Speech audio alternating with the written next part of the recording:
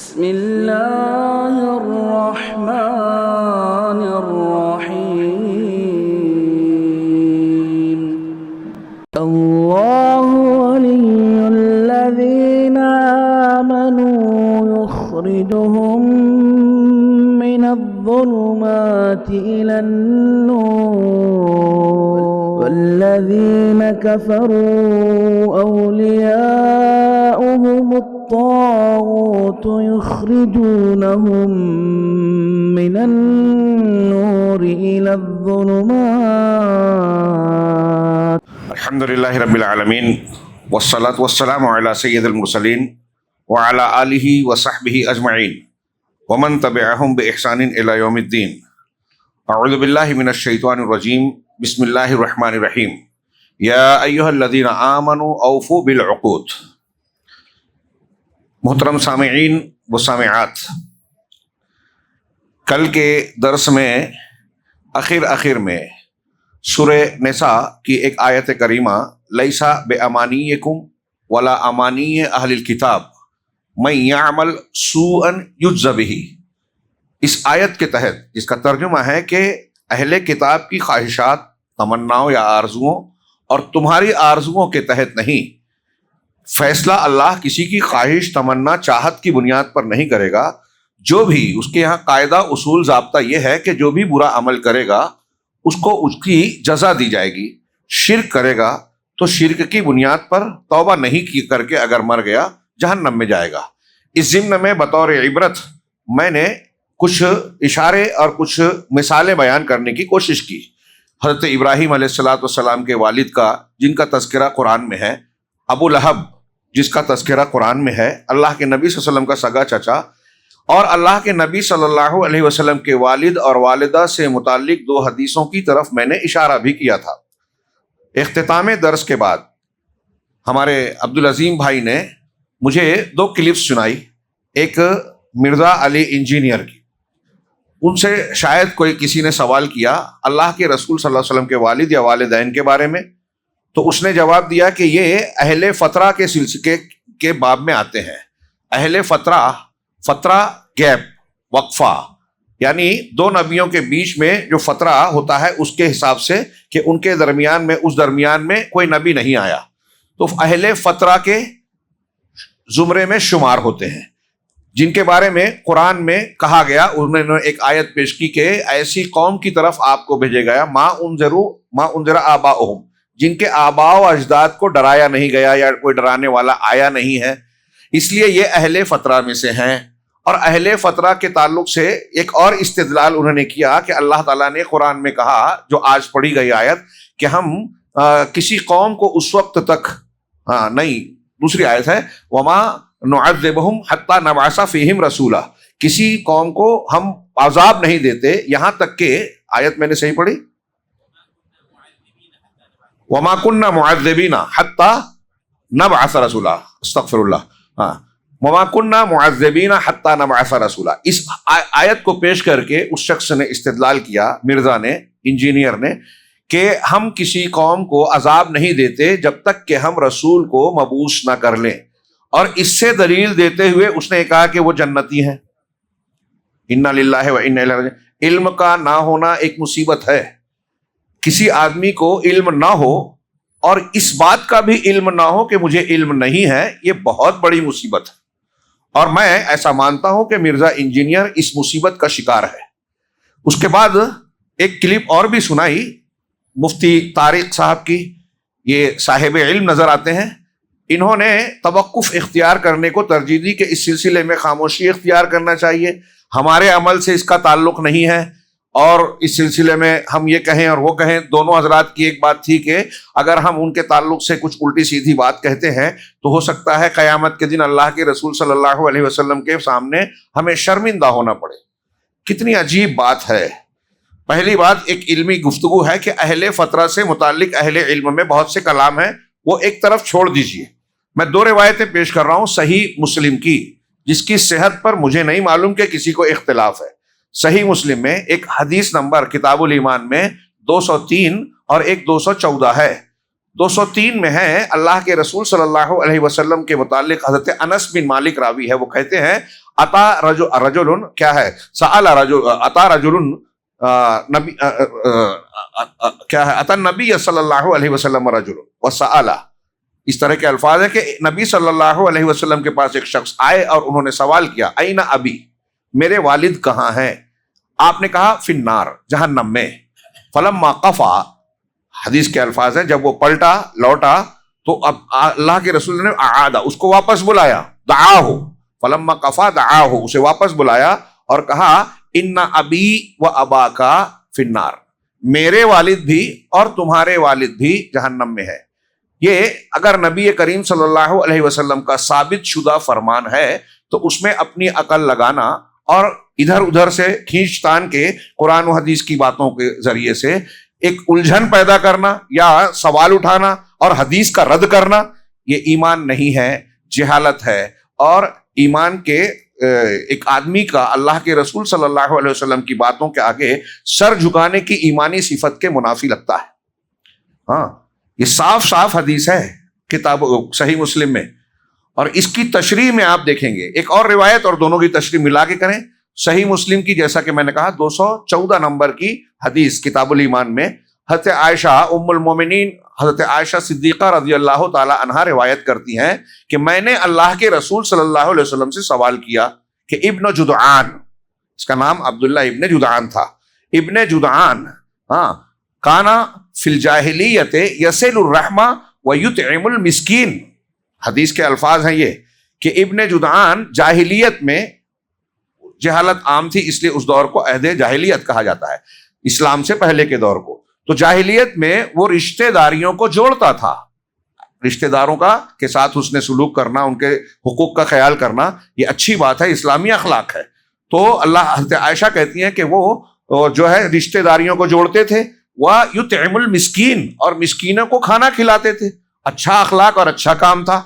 تو حل ذاکا نافعہ، ام المومنین نے پوچھا اللہ کے نبی صلی اللہ علیہ وسلم سے کہ وہ یہ جو نیک عمل کرتے تھے ابن جدعان، کیا یہ عمل ان کو فائدہ اور نفع پہنچانے والا ہو سکتا ہے، ہوگا؟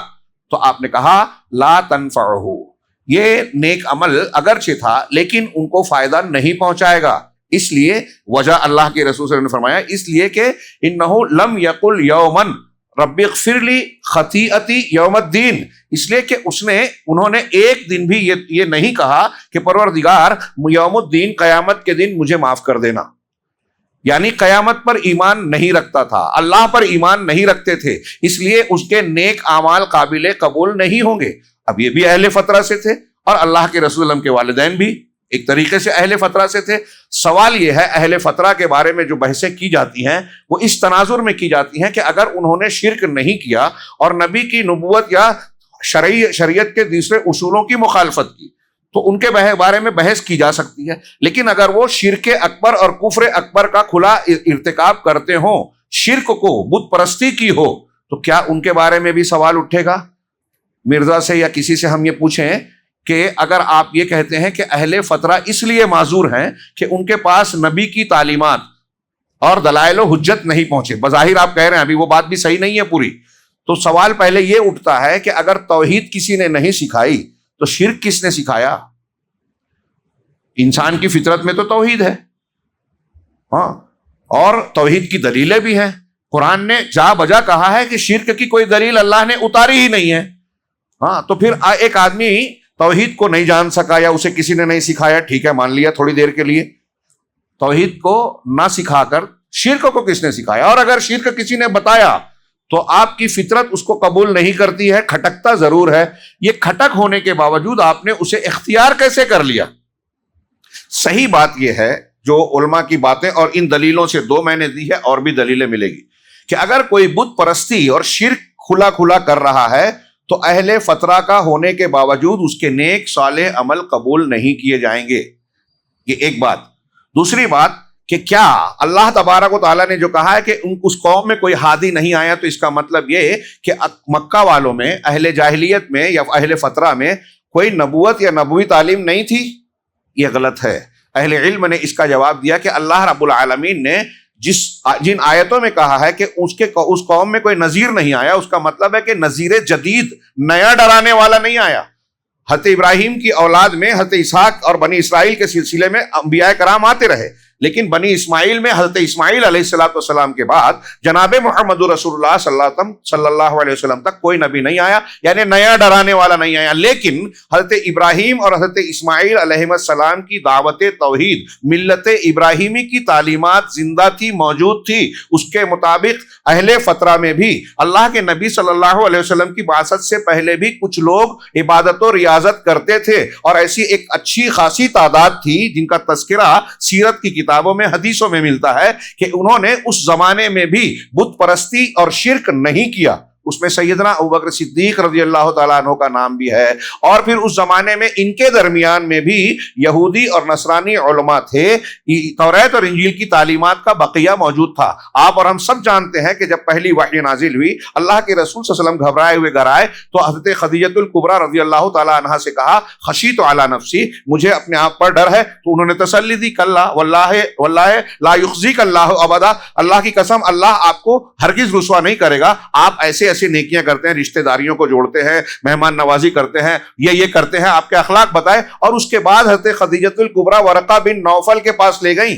یہ بھی حدیثوں میں ثابت ہے، سارے لوگ مانتے ہیں کہ وہ انجیل کو جانتے تھے۔ اور اللہ کے رسول صلی اللہ علیہ وسلم نے جب پورے اپنا واقعہ بتایا اور وحی کا ذکر کیا تو ورقہ بن نوفل نے کہا کہ وہی ناموس ہے، وہی فرشتہ ہے جو موسیٰ عیسیٰ کے پاس آتا تھا۔ کاش کہ میں اس وقت زندہ رہتا جب آپ کی قوم آپ کو نکالے گی۔ گویا انہوں نے کہا کہ آپ نبی ہیں اور آپ کی نبوت کا اعلان ہوگا تو قوم آپ کو نکلنے پر مجبور کرے گی۔ یہ اہل علم موجود تھے، اور ان کے بارے میں جیسے ورقہ بن نوفل اور کئی ایسے نام ملتے ہیں جو جاہلیت میں اللہ کے رسول کی بعثت سے پہلے حق کی تلاش میں نکلے تھے، مشورہ کیا کہ کہاں حق ہے۔ یہ لوگ جو بتوں کی پرستش کر رہے ہیں یہ ملت ابراہیمی سے ہٹے ہوئے ہیں۔ اور قرآن نے بھی جا بجا مشرکین مکہ کے اس دعوے کا رد کیا۔ وہ کہتے تھے کہ ہم ابراہیم سے تعلق رکھتے ہیں، ہم حضرت ابراہیم کی ملت پر ہیں، ان کی نسل سے ہیں۔ اللہ تعالیٰ نے ان کا رد کیا، ما کانا ابراہیم یہودیا ولا نصرانیا ولکن کانا حنیفا مسلما وما کانا من المشرکین۔ یہودی، نصرانی، مشرکین مکہ تینوں کہتے تھے کہ ہم ابراہیم سے تعلق رکھتے ہیں۔ اللہ نے کہا نہ ابراہیم علیہ السلام یہودی تھے، نہ نصرانی تھے، اور نہ ہی مشرک تھے۔ ان اول الناس، ایک جگہ کہا ان اول الناس بابراہیم الذین اتبعوہ، کہ ابراہیم سے تعلق اور قربت کے زیادہ حقدار وہ لوگ ہیں جنہوں نے ابراہیم کی اتباع کی۔ اور ابراہیم علیہ السلام کی دعوت توحید موجود تھی۔ یہ لوگ ملت ابراہیمی اور ابراہیم سے تعلق جوڑنے کے باوجود انحراف کر کے بت پرستی میں ملوث ہو گئے۔ جو لوگ شرک میں مبتلا تھے، اہل علم کا یہ جو میں نے 2 حدیثیں پیش کی اس کی شرح میں دیکھیے، وہ کہتے ہیں کہ اہل فترہ میں سے بھی اگر کسی نے بت پرستی کی تو وہ کفر اور شرک کا مرتکب ہوا، اس کے نیک اعمال قبول نہیں ہوں گے۔ یہ 2 دلیلوں کی بنیاد پر ہے۔ اور یہ جو مرزا جو نہیں جانتے، میں سمجھتا ہوں کہ نہیں جانتا کہ وہ جانتا نہیں، اور جو دوسرے لوگ احتیاط میں کہہ رہے ہیں، ہاں محض تکلف میں یہ ایک قسم کا غلو ہے۔ ہاں جہاں تک طارق صاحب کا یہ کہنا ہے کہ اس میں توقف کریں، بہتر یہ ہے، اس میں ہمارے لیے کوئی چیز نہیں ہے، اس میں ہمارے لیے عبرت کا سامان ہے۔ ہمارے لیے عبرت یہ ہے کہ اگر ہم یہ جانتے ہیں تو ہم کو اس بات سے چوکنا ہونا چاہیے، اس پر بہت ہی ڈر اور خوف میں مبتلا ہونا چاہیے کہ ہمارے عقیدے اور عمل میں شرک نہ آئے، ورنہ اگر یہ آ گیا تو نبی کے والد اگر جہنم میں ہے تو ہم کہاں ہوں گے۔ یہ عبرت اور نصیحت و سبق کا بہت بڑا پہلو ہے۔ یہ تھوڑی سی میں نے وضاحت کی۔ علمی اعتبار سے اہل فترہ کے متعلق علماء کے جو اقوال ہیں، اس کی جو تفصیلات ہیں آپ کتابوں میں پڑھ سکتے ہیں اور اس کی تفصیلات ملے گی۔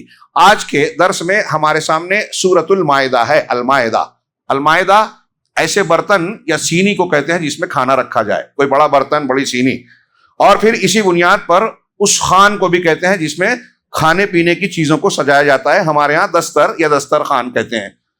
المائدہ، چونکہ اس سورہ مبارکہ میں ایک واقعے کا ذکر ہے کہ حضرت عیسیٰ علیہ السلام کے حواریوں نے، ان کے جو جیسے ہمارے اللہ کے رسول کے صحابہ ہیں ان کے حواری تھے، ان کے حواریوں نے حضرت عیسیٰ علیہ السلام سے یہ مطالبہ کیا سورت کے اخیر میں، آیت نمبر 113-14 غالباً ہے، 13-14 113 114 115 یہ 3-4 آیتوں میں، کہ اللہ اے عیسیٰ کیا اللہ تعالیٰ یہ کر سکتا ہے کہ ہمارے لیے آسمان سے ایک دسترخوان نازل کر دے؟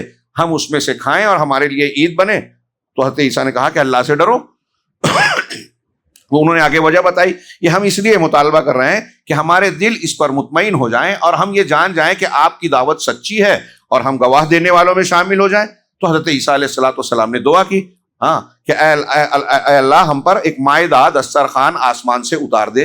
اللہ تبارک و تعالیٰ نے اس کے جواب میں کہا کہ انی منزلھا علیکم، میں تم پر اس دسترخوان کو نازل تو کروں گا، اتاروں گا، لیکن اس کے بعد اگر کسی نے نہیں مانا اور اس نشانی کی مخالفت کی تو پھر میں اس کو سخت عذاب دوں گا. اسی بنیاد پر کچھ علماء کا اختلاف ہے کہ یہ مائدہ یا دسترخوان نازل ہوا یا نہیں ہوا. اکثر علماء یہ کہتے ہیں کہ چونکہ اللہ نے کہا تھا کہ میں اسے اتارنے والا ہوں اس لیے یہ مائدہ اترا، دسترخوان اترا. کچھ علماء کہتے ہیں کہ چونکہ اللہ نے شرط رکھی تھی کہ اگر نہ مانا تو عذاب دیا جائے گا، اس بنیاد پر انہوں نے مطالبہ مزید آگے نہیں بڑھایا اور نازل نہیں ہوئی. تو ہوا یا نہیں ہوا لیکن یہ واقعہ پیش آیا اور اللہ تبارک و تعالیٰ نے اس دسترخوان سے متعلق اتارنے کے ساتھ ایک عہد و پیمان لیا. اور اس سورہ مبارکہ سورہ مائدہ کا مرکزی اور محوری عنوان ہے عہد و پیمان کو پورا کرنا. اس کی تعلیم دی گئی کہ عہد و پیمان کو توڑو مت، اس کی مخالفت نہ کرو. اور حضرت عیسیٰ علیہ السلام کے اس واقعے میں بھی عہد و پیمان کا تذکرہ ہے، ایک رمز اور اشارہ ہے. اس اعتبار سے اس واقعے کے تناظر میں اس سورہ مبارکہ کا نام المائدہ پڑا. اس سورہ کا دوسرا نام العقود بھی ہے. جو پہلی آیت ہے اس کی، یا ایھا الذین آمنوا اوفوا بالعقود، اے ایمان والو عقود کو پورا کرو. عقود عقد کی جمع ہے. عقد مانا بندھن ہوتا ہے، گانٹھ کا مانا بھی ہوتا ہے جس کو مضبوطی سے کوئی چیز باندھی جائے. من شر النفاثات فی العقد سورہ فلق میں ہے کہ گرہ میں، گانٹھوں میں پھونک مارنے والیوں کے شر سے میں تیری پناہ میں آتا ہوں پروردگار رب الفلق. یہ جو دعا مانگی گئی. عقد کا معنی ہم عقد کا لفظ اردو میں بھی استعمال کرتے ہیں، عقد نکاح یعنی نکاح کا بندھن، ایگریمنٹ. یہ گویا ایگریمنٹ جو ہوتا ہے، معاہدہ ہوتا ہے، اس کو عقد کہتے ہیں. اور اسی سے لفظ عقیدہ بنا ہے. وہ فکر اور وہ چیز جس کا ہمارا دل مضبوطی کے ساتھ یقین کرے، جمع ہوا ہو، اس کو ہم عقیدہ کہتے ہیں. تو اللہ تبارک و تعالیٰ نے فرمایا یا ایھا الذین آمنوا اوفوا بالعقود، اے ایمان والو اب عقود کو، عقدو یعنی عہد و پیمان کو، ایگریمنٹس کو پورا کرو. اب یہ ایک جملہ ایک کتاب ہے اللہ رب العالمین کا، اور پوری سورہ مائدہ کا بنیادی مضمون اس کے گرد گھومتا ہے کہ ہمیں ہر قسم کا عہد و پیمان اور ایگریمنٹ پورا کرنا ہے. ہمارا ایک ایگریمنٹ اللہ سے ہے. جب ہم نے لا الہ الا اللہ کی گواہی دی، کلمہ پڑھا، توحید کو مانا، تو اللہ سے ایک ایگریمنٹ کر لیا کہ اب تیرے سوا کسی کی عبادت نہیں کریں گے، تیرے سوا کسی کا قانون شریعت نہیں مانیں گے. جو کچھ ہے تیرے ہی آگے ہم جھکتے ہیں، تجھی سے مانگتے ہیں، تجھی پر توکل کرتے ہیں، عبادت کے سارے کام صرف تیرے لیے خاص کرتے ہیں. یہ عہد و پیمان. اب جو شرک کرتا ہے وہ اس عہد و پیمان کو، اللہ کے اس عہد و پیمان کو توڑ رہا ہے. اللہ کے رسول صلی اللہ علیہ وسلم کا کلمہ ہم نے پڑھا، وَأَشْهَدُ أَنَّ مُحَمَّدًا عَبْدُهُ وَرَسُولُهُ، محمد رسول اللہ. ہر اذان میں، ہر نماز میں اس کا اعادہ کیا جاتا ہے کہ محمد کو میں رسول مانتا ہوں. صبح شام کے اذکار میں اس کو تازہ کرتے ہیں. جب اللہ کے رسول کو رسول مانا تو اس کا مطلب یہ کہ اللہ کا نمائندہ ہم مان رہے ہیں. جو کچھ وہ کہہ رہے ہیں، جو کچھ تعلیمات دی، جو کیا، کہا، بتایا، حکم دیا، وہ اللہ کی طرف سے ہے. جن چیزوں سے منع کیا وہ اللہ کی طرف سے ہے. اس کا مطلب یہ کہ اگر ان کو نہیں مانا تو اللہ کو نہیں مانا. تو اب اللہ کے رسول کو رسول ماننے کا جب عہد و پیمان کیا، اب کوئی شخص اگر رسول کی حدیثیں آ جانے کے بعد نہیں مانتا، میرا دل نہیں مانتا، میری خواہشات اس کے خلاف ہے، میری عقل قبول نہیں کرتی، میرے امام صاحب کا قول اللہ کے رسول صلی اللہ علیہ وسلم کی اس حدیث کے خلاف ہے اس لیے نہیں مانوں گا، پیر صاحب جو بتا رہے ہیں وہ حدیث کے خلاف ہے اس لیے پیر صاحب کی بات مانوں گا، اللہ کے رسول کی بات نہیں مانوں گا. جو اس قسم کی باتوں کو اختیار کرتا ہے، سنتوں کی بجائے بدعات کا ارتکاب کرتا ہے، وہ اللہ کے رسول صلی اللہ علیہ وسلم سے کیے ہوئے عہد و پیمان کو توڑ رہا ہے. اسی طرح آپ کے والد ہیں، والدہ ہیں، ماں باپ اور بیٹے، ماں باپ کا رشتہ، یہ رشتہ ہمارا عہد و پیمان ہے. وہ ہمیں پال پوس رہے ہیں، پرورش و پرداخت کر رہے ہیں، اپنی محبتوں، قربانی، اپنے جذبات کو نچھاور کرتے ہیں. کیا کچھ کرتے ہیں والدین اپنے بچوں کے لیے. تو اللہ نے بتایا کہ ان کا حق کیا بنتا ہے، ان کے ساتھ اس نے سلوک کرو. جھڑکو نہیں، اف تک نہیں کہہ سکتے. آپ کے والد آپ کے ساتھ زیادتی کر رہے ہیں تب بھی ہمارے یہاں لوگ کہتے ہیں نا کہ ارے میرے ابا بہت، ہم ان سے کہتے ہیں بھائی ابا سے آپ بدتمیزی مت کرو، بد اخلاقی مت کرو. کہا ٹھیک ہے قرآن میں ہے کہ اف نہ کہو، ہم جانتے ہیں مانتے ہیں، لیکن میرے ابا ذرا الگ ہیں، آپ کو نہیں پتا مولانا صاحب میرے ابا کیسے ہیں. تو میں ایسے لوگوں کے بارے میں اکثر کہتا ہوں کہ اس کا مطلب یہ کہ آپ کے ابا کیسے ہیں اس کے بارے میں اللہ کو نہیں معلوم تھا، اللہ کو نہیں پتا تھا. اللہ نے سب کے ابا کے بارے میں کہا، سب کی امی کے بارے میں کہا کہ اف نہ کہو. وہ آپ کے ساتھ کیسا بھی سلوک کریں، اللہ کا یہ حکم قائم ہے. یہ آپ کی خود فریبی ہے کہ کچھ خاص اسپیشل آیت آپ کے لیے آنا چاہیے تھی، میرے ابا الگ ہیں عام حکم سے. نہیں، سارے والدین کے لیے اف نہ کہنا. اور یہی امتحان ہے، یہی تو آپ کا امتحان ہے. ماں باپ بوڑھے ہو جاتے ہیں، چڑچڑے ہو جاتے ہیں، تو کچھ اس طرح کی باتیں کرتے ہیں جس سے جو بچوں کو برا لگے. اس برا لگنے کے باوجود آپ کو حسن سلوک کرنا ہے، بد اخلاقی نہیں کرنی ہے. تو ماں باپ ہوں، بھائی بہن ہوں، رشتہ داری ہے، یہ بھی عہد و پیمان ہے. میاں بیوی جب ایک دوسرے کے لیے ایجاب و قبول کر رہے ہیں، شوہر بیوی کو، بیوی شوہر کو قبول کر رہے ہیں، ایجاب کر رہے ہیں، اور دونوں خاندان کے لوگ راضی ہیں، ولی کی اجازت ہے، تو اب یہ ایگریمنٹ ہو گیا. اور اس رشتے کے ہونے کے بعد شوہر کے اوپر بیوی کے، بیوی کے اوپر شوہر کے متعینہ حقوق طے ہو گئے. دونوں رشتہ داری کے جو کے بندھن میں بندھ گئے. اب اس خاندان اور اس خاندان دونوں کا ایک خاص تعلق اور رشتہ بن گیا، دونوں کے حقوق طے ہو گئے. یہ عقد ہے ایک. اب ایک شوہر شادی تو کر رہا ہے لیکن بیوی کے حقوق، نان نفقہ، اس کے دیگر حقوق کا خیال نہیں کرتا، تو وہ اس عقد کی مخالفت کر رہا ہے. بیوی شوہر کی فرما برداری نہیں کرتی، بے وفائی کرتی ہے، نافرمانی کرتی ہے، زبان درازی کرتی ہے، تو وہ بھی اس عقد کو پورا نہیں کر رہی ہے. یہ بھی ایک عقد ہے. تو اس طریقے سے آپ غور کیجئے. پھر بازار میں ہم کوئی لین دین کرتے ہیں، کسی سے قرض لے رہے ہیں، لکھا پڑھی کر رہے ہیں، ہاں جیسا کہ قرآن کا حکم ہے. نہیں بھی کر رہے ہیں تو جو طے کر رہے ہیں وہ عقد ہو گیا، ہاں لکھا پڑھی کرنا چاہیے. اسی طریقے سے کوئی تجارت ہے، لین دین ہے، قرض کا، وصیت کا معاملہ، وراثت کا معاملہ، سارے امور میں آپ دیکھیں گے کہ جو دو لوگوں کے درمیان طے پا رہا ہے وہ عقد ہے، عہد و پیمان ہے. اللہ تبارک و تعالیٰ کہہ رہا ہے یا ایھا الذین آمنوا، ایمان والوں کو ایسا ہونا چاہیے کہ اوفوا بالعقود، عقود کو پورا کریں. یہ سورہ مائدہ میں گویا مرکزی مضمون ہے، اور اس سورہ کا ایک نام اخیار بھی ہے، اس لیے کہ اس میں عہد و پیمان کو پورا کرنے پر ابھارا گیا ہے. اور یہ عہد و پیمان کا پورا کرنا اخیار، پسندیدہ نیک لوگوں کی، نیک مومنین کی صفت ہوتی ہے.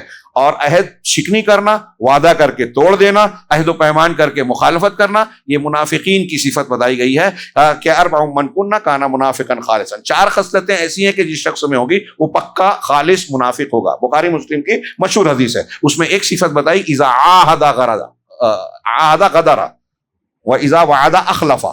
دو الگ الگ کہ عہد و پیمان کرے تو غداری کرے، غدر کرے، وعدہ کرے تو وعدہ خلاف. یہ منافق کی علامت ہے، مومن کی نہیں. تو اخیار کی صفت ہے، اس لیے اس سورہ مبارکہ کو اخیار بھی کہتے ہیں. انہوں نے 3 ہیں آگے ذکر کیا کہ چونکہ اس سورہ مبارکہ میں ایمان والوں کو خطاب کر کر کے کئی مقامات پر زندگی کے مختلف معاملات میں، کھانے پینے میں، شکار میں اور دیگر معاملات میں حلال و حرام کو تفصیل سے بیان کیا گیا ہے. اس لیے کچھ علماء اسے حلال و حرام والی صورت بھی کہتے ہیں. اور یہ ان 7 طوال 7 لمبی صورتوں میں سے ہے جس کے سیکھنے پر اللہ کے رسول نے کہا کہ آدمی عالم بن جاتا ہے. اس سورہ مبارکہ کی آغاز عقود کو پورا کرنے کے حکم سے ہوتا ہے، جیسا کہ آیت پڑھی یا ایھا الذین آمنوا اوفوا بالعقود، اور پھر فوراً احلت لکم بہیمۃ الانعام الا ما یتلی علیکم، کہ تمہارے لیے اے ایمان والو عقود کو، عہد و پیمان کو، بندھنوں کو، ایگریمنٹس کو پورا کرو. ہاں، اور تمہارے لیے وہ چوپائے حلال کیے گئے ہیں، چوپائے حلال کیے گئے سوائے ان کے جن کو تم پر تلاوت کیا گیا ہے. اس سے ایک اصول نکلا کہ شریعت میں جن چیزوں کو حرام کہا گیا کھانے پینے اور معاملات میں، وہ حرام ہے. اور اس کے علاوہ جو بھی ہے، دیکھیے آیت کہہ رہے ہے کہ سارے جانور حلال ہیں. جو حرام ہے اس کی فہرست بنا دی گئی ہے.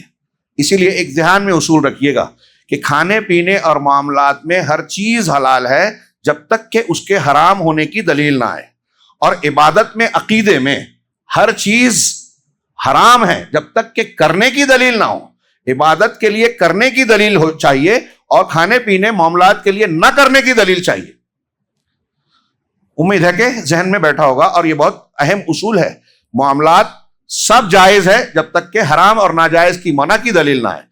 اور عقائد و عبادات سب حرام ہیں، نہیں کر سکتے عبادت اپنے دماغ سے، اپنی طرف سے، جب تک کہ کرنے کی دلیل نہ آ جائے. تو اللہ تعالیٰ نے آگے بھی فرمایا غیر محل الصید، ہاں وانتم حرم، اور تمہارے لیے جانور حلال ہے، اور پھر جو حلال بھی ہیں جو حرام ہے اس کو تلاوت کر کے بتا دیا گیا، مردار اور یہ خنزیر وغیرہ، ہاں، اور پالتو گدھا، ایسے دلیلیں موجود ہے کہ یہ درندے حرام ہیں، پنجے سے کھانے والے پرندے۔ ایک اصول ہے کل ذی، اللہ کے رسول نے فرمایا کل ذی مخلب من الطیر وذیناب من السباع، پرندوں میں وہ جو پنجے سے پھاڑ کر کھاتا ہے اور درندوں میں وہ جو دانت سے پھاڑ کر کھاتا ہے تو وہ فہو حرام، وہ حرام ہے۔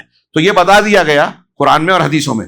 اور اسی طریقے سے ایک یہ بھی ہے کہ جو جائز بھی ہے، تو احرام کی حالت میں شکار کو حلال نہ سمجھتے ہوئے، حالت احرام میں کوئی بندہ شکار نہیں کر سکتا، اس کا مطلب عام حالات میں شکار کر سکتا ہے، کسی اور نے شکار کیا اور احرام والی حالت والے کو کھانا کھلا دے رہا ہے، اس میں سے یہ جائز ہے، اس کی اپنی تفصیل ہے۔ ان اللہ یحکم ما یرید، اور آیت کا ان سورہ مبارکہ کا خاتمہ آخر میں حضرت عیسیٰ علیہ الصلوۃ والسلام اور ان کی قوم کے عہد و پیمان کے ذریعے سے ہوا۔ حضرت عیسیٰ علیہ الصلوۃ والسلام نے اللہ تعالیٰ کو خطاب کر کے کہا حضرت اللہ کے سوال پر کہ ما قلت لہم الا ما امرتنی بہ، اللہ تعالیٰ نے سورہ مائدہ میں ذکر کیا کہ کیا تم نے کہا تھا کہ میری اور میری ماں کی پوجا عبادت کرنا؟ تو حضرت عیسیٰ علیہ الصلوۃ والسلام نے کہا کہ اللہ میں اسے پناہ چاہتا ہوں، میں نے اپنے قوم سے وہی کہا تھا جس کا تو نے مجھے حکم دیا تھا۔ ہاں، کاش کے نصارہ اسے پڑھیں، کیا حکم دیا تھا تو نے مجھے؟ ان اعبدوا اللہ ربی و ربکم، کہ اللہ کی عبادت کرو جو میرا بھی رب ہے تمہارا بھی رب ہے۔ اللہ کا بیٹا ہونا یہ بالکل صحیح نہیں ہے، بدعقیدگی ہے۔ میں نے تو ان سے یہ کہا تھا کہ میں اللہ کا، میرا بھی رب اللہ ہے تمہارا بھی رب اللہ ہے، یعنی میں بھی اللہ کا بندہ تم بھی اللہ کے بندے ہو۔ ہاں، وَكُنْتُ عَلَيْهِمْ شَهِيدًا مَا دُمْتُ فِيهِمْ، اور میں ان کے درمیان موجود تھا، میں ان پر گواہ تھا جب تک کہ ان کے درمیان موجود تھا۔ فلما توفیتنی، پھر جب تو نے مجھے اٹھا لیا، توفیتنی کا ترجمہ قادیانی لوگ کرتے ہیں وفات دے دی، حضرت عیسیٰ مر گئے، اب وہ کرسی خالی کر کے مرزا غلام احمد قادیانی کے لیے ہو گئی، تو کہا توفیتنی یعنی اٹھا لیا، اور توفیتنی وفات کے معنی میں آخر وقت میں جب دوبارہ نزول کر کے اٹھا لیا، یہ معنی بھی ہو سکتا ہے۔ جب تو نے مجھے اٹھا دیا، کنت انت الرقیب علیہم، تو ہی ان پر نگراں تھا، وانت علی کل شیء شہید، اور تو ہر چیز پر گواہ ہے، مطلع ہے، کوئی چیز تجھ سے چھپی ہوئی نہیں ہے۔ تو گویا اس میں اس بات کی طرف اشارہ ہے کہ مومنین صادقین کا یہ وتیرہ ہوتا ہے کہ وہ عہد و پیمان کو پورا کریں۔ اس سورہ مبارکہ کے کچھ موضوعات، سب سے پہلے نمبر 1 پر کہ کھانا پینا، شکار اور ذبائح، اس کے تعلق سے بہت واضح احکامات اس میں دیے گئے ہیں۔ جو آیت ابھی میں نے سنائی آپ کو، اس میں کہ چوپائے حلال ہیں، اور پھر اس کے بعد اس میں استثناء کیا گیا، احرام کی حالت میں شکار ممنوع ہے، ایک تو یہ آ گیا شکار بھی اور چوپایوں کا حلال ہونا بھی، جس کو تلاوت کیا گیا ہے وہ حرام ہے۔ اس کے علاوہ ایک آیت ملاحظہ فرمائیں، آیت نمبر 1 میں بھی ہے، 3، 4، 87، 88، 96 میں بھی ہے۔ میں 1-2 مثال کے لیے 1-2 آیت پڑھ رہا ہوں کہ الیوم احل لکم الطیبات، اللہ نے فرمایا کہ آج کے دن تمہارے لیے پاکیزہ چیزوں کو حلال کیا گیا ہے۔ وہ طعام، پاکیزہ چیزیں، یعنی ایک اصول دے دیا کہ جو غذا، کھانا پینا، گوشت، پرندہ جانور پاکیزہ ہے وہ حلال ہے۔ طیبات کے مقابلے میں خبائث ہے۔ اب ایک الگ بحث ہے، فقہی طور سے اس میں لمبی بحث ہو سکتی ہے کہ کس کو خبیث کہیں گے۔ خبیث یعنی گندی، تو کون سی چیز گندی ہے، کون سا جانور گندا ہے جو نہیں کھا سکتے یا خبیث ہونے کی وجہ سے وہ حرام ہے؟ تو کچھ لوگوں نے کہا کہ جس کو انسان ناپسند کرے۔ اب یہاں دقت آ جائے گی کہ عرب والے برا جن کو ناپسند کرتے ہیں، ہندوستان والے، اچھا بہت ساری ایسی چیزیں ہیں جن کے حلال ہونے کی واضح دلیلیں ہیں، لیکن جو حلال ہیں ان میں سے بھی، حلال چیزوں میں سے بھی کچھ چیزیں کچھ لوگوں کو اچھی نہیں لگتی۔ بعض لوگ مچھلی کی بو پسند نہیں کرتے تو مچھلی کھاتے نہیں ہیں، تو کیا ان کے ناپسند ہونے سے وہ خبیث ہو جائے گی؟ نہیں۔ شریعت نے جو اصول دیے ہیں، جن چیزوں کو حلال کیا ہے وہ طیبات کی فہرست میں ہے، اور شریعت نے جن چیزوں کو الخبیثات میں شمار کیا ہے وہ گندی ہے اور گندا ہونے کی وجہ سے وہ حرام ہے۔ یہ الگ بات ہے کہ اگر ایک عمومی سطح پر تمام عرب، تمام انسانوں میں جو چیز گندی مانی جاتی ہے، اگر کچھ ایسی چیزیں ہیں تو وہ خبیثات میں شامل ہوگی۔ اور جائز میں بھی اگر کوئی چیز آپ کی طبیعت نہیں مانتی تو شریعت جبر نہیں کر رہی ہے کہ آپ اسے کھائیں۔ کسی کو کسی چیز سے الرجی ہوتی ہے، وہ ایک الگ چیز ہو گئی تو وہ نہیں کھاتا، ایسا ہی معاملہ یہ ہوگا۔ تو طیبات، پاکیزہ چیزوں کو حلال کیا گیا۔ ایک جملہ وَطَعَامُ الَّذِينَ أُوتُوا الْكِتَابَ حِلٌّ لَكُمْ وَطَعَامُكُمْ حِلٌّ لَهُمْ، ایک اور اہم بات کہ اہل کتاب کا کھانا تمہارے لیے حلال ہے اور تمہارا کھانا ان کے لیے حلال ہے۔ اب کھانے میں گیہوں، چاول، روٹی، سبزی بھی آتی ہے، لیکن یہاں اس کی بحث نہیں ہے، اصل میں جانور اور ذبیحہ۔ تو اہل کتاب کا ذبیحہ تمہارے لیے حلال ہے، یہ آیت بھی ہے، حدیثوں میں بھی اس کی وضاحت ہے۔ تو اہل کتاب یعنی یہود و نصارہ کا ذبیحہ، یہاں کوئی سوال کرتا ہے کہ اہل کتاب اگر غیر اللہ کا نام لے کے ذبح کریں تو حلال ہوگا کہ نہیں؟ اگر غیر اللہ کا نام لے کے کوئی نام نہاد مسلمان بھی ذبح کرے تو جائز نہیں ہے۔ نوٹ کے لیجیے یہ، اگر ہمیں پتہ چل جائے کہ عیسائی ہے، یہودی ہے، اللہ کے علاوہ کسی اور کا نام لے کر جانور ذبح کر رہا ہے تو حرام ہوگا۔ اور وہی نہیں، اگر کوئی مسلمان کہلانے والا انسان شیخ عبد القادر جیلانی کے نام پر جانور ذبح کر رہا ہے، کسی قبر والے کے نام پر ذبح کر رہا ہے، کسی پیر ولی شخصیت کے نام پر کر رہا ہے، بابا کے نام پر جانور کو چھوڑ دیا اور بعد میں اس کو کاٹ رہا ہے، اگر ایسا کچھ ہے تو وہ اللہ غیر اللہ کے نام پر چھوڑا ہوا جانور ہے، کاٹا ہوا جانور ہے، شرک کی نجاست اس میں آ گئی، اس لیے وہ خبیث ہو گیا۔ چڑھاوا چڑھانا جسے غیر اللہ کے نام پر چڑھایا جائے، ہمارے ہاں کچھ لوگ بولتے ہیں کہ بھائی چھری حلال ہے، بسم اللہ اللہ اکبر بول کے ہم نے ذبح کیا تو اس میں کہاں کیا نجاست آئی؟ اس میں نجاست آپ کے عقیدے کی آئی، نیت کی آئی کہ آپ نے غیر اللہ کے نام، اس سورہ مبارکہ میں آگے کہا گیا جس پر غیر اللہ کا نام پکارا گیا ہو، اور اسی طرح اس سورہ مبارکہ میں کہا گیا ہے کہ وہ جانور جو نصب پر، ما ذبح علی النصب، آستانوں پر، تھانوں پر، کسی قبر یا کسی جگہ پر ذبح کیا، تو آستانے پر ذبح کیا جائے یا کہیں اپنے گھر میں آپ کر رہے ہیں یا کسی مذبح خانے میں کر رہے ہیں، وہاں پہ غیر اللہ کا نام لیا آپ نے یا آپ کی نیت ہے، چاہے آپ کاٹنے کے وقت بسم اللہ اللہ اکبر کہہ رہے ہیں، حرام ہوگا۔ وہ آیت حافظ صاحب، حرمت علیکم المیتۃ والدم ولحم الخنزیر وما اہل لغیر والمنخنقۃ والموقوذۃ والمتردیہ والنطیحۃ وما اکل السبع الا ما ذکیتم۔ پڑھیے اس کو سورہ مائدہ میں کہ تم پر مردار حرام ہے، خون جو بہنے والا وہ حرام ہے، خنزیر کا گوشت حرام ہے، اسی طرح سے وہ جانور جس پر غیر اللہ کا نام لیا جائے، اور جو اسی آیت میں ہے وما ذبح علی النصب، اور جو تھانوں پر ذبح کیا جائے، والمنخنقۃ والموقوذۃ والمتردیہ والنطیحہ، وہ جانور جو اوپر سے گر کر مرا ہو، جو سڑ کر مرا ہو، جس کو چوٹ سے مارا گیا ہو، ضرب لگا کے، اگر شکار کر رہے ہیں اور شکار کو تیر نے، بھالے نے، گولی نے بسم اللہ کہہ کے چھید دیا ہے تو ما انحر الدم کیا ہے، جو ما انحرا کہ جو بدن کو چھید دے اور خون نکل جائے تو وہ حلال ہوگا، چاہے ذبح کا موقع نہ ملے، اگر آپ نے بسم اللہ کر کے نشانہ لگایا ہے۔ یہ شکار کے احکامات میں ہے۔ تو اللہ کے رسول صلی اللہ علیہ وسلم یہاں اللہ تعالیٰ فرما رہا ہے کہ جو کسی جانور نے مارا ہو یا سینگ ونتیحہ، جس کو کسی جانور نے سینگ سے مار دیا اور مر گیا،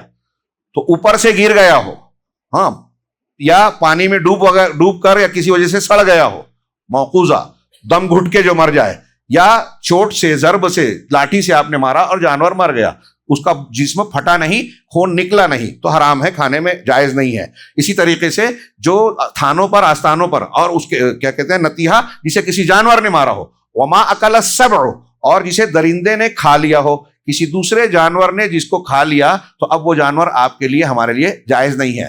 اس کے بعد اس کا استثناء کیا کہ ان جانوروں میں سے کوئی اونچائی سے گر گیا، کسی کو کسی جانور نے مار دیا، کسی درندے نے اس کا کچھ حصہ پھاڑ دیا، کھا لیا، لیکن وہ زندہ ہے، الا ما ذکیتم، مگر جس کو تم ذبح کر لو، جس کا تزکیہ کر لو، تو پھر وہ جانور ان میں سے بھی رہے گا تو حلال ہو جائے گا۔ مطلب زندہ آپ کو مل گیا اور آپ کو ذبح کرنے کا اگر موقع مل گیا ہے تو وہ جانور حلال ہوگا، جائز ہوگا۔ یہ آیت نمبر 3 وغیرہ میں ہے۔ اور اس کے بعد یہ آیت آگے چل کے 2-3 آیتوں کے بعد ہے کہ تمہارا کھانا اہل کتاب کے لیے جائز ہے اور اہل کتاب کا کھانا تمہارے لیے، وہ طعامکم والمحصنات من المؤمنات والمحصنات من الذین اوتوا الکتاب من قبلکم اذا آتیتم اجورہن محسنین غیر مسافحین۔